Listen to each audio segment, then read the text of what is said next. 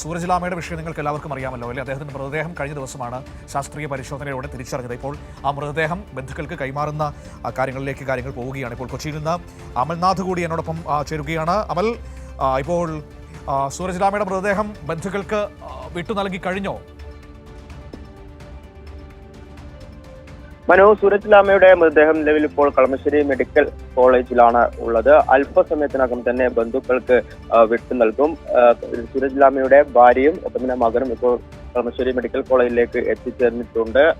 അതായത് ഈ മൃതദേഹം വിട്ടു നൽകാനുള്ള നടപടിക്രമങ്ങളൊക്കെ തന്നെ നിലവിൽ പുരോഗമിച്ചുകൊണ്ടിരിക്കുന്ന ഒരു സാഹചര്യമാണ്. അല്പസമയത്തിനകം തന്നെ ബന്ധുക്കൾക്ക് മൃതദേഹം വിട്ടു നൽകുമെന്നാണ് മനസ്സിലാക്കുന്നത്. അതിനുശേഷം കളമശ്ശേരി ശ്മശാനത്തിലാകും സംസ്കാര ചടങ്ങുകൾ അടക്കം നടക്കുക. അദ്ദേഹത്തിന്റെ ഓർമ്മശക്തി നശിച്ചു പോവുകയായിരുന്നു. അദ്ദേഹത്തിന്റെ ജന്മനാട് അതായത് അദ്ദേഹം താമസിക്കുന്നത് ബാംഗ്ലൂരിലാണ്. എന്നാൽ ഈ കുവൈറ്റ് അധികൃതർ അദ്ദേഹത്തെ കേരളത്തിലേക്ക് കയറ്റിവിടുകയായിരുന്നു. നെടുമ്പാശ്ശേരി വിമാനത്താവളത്തിലായിരുന്നു അദ്ദേഹം ഇറങ്ങിയത്. അതിനുശേഷം ദിവസങ്ങളോളം അദ്ദേഹം കേരളത്തിൽ അലഞ്ഞു തിരിയുന്ന ഒരു സാഹചര്യമായിരുന്നു ഉണ്ടായിരുന്നത്.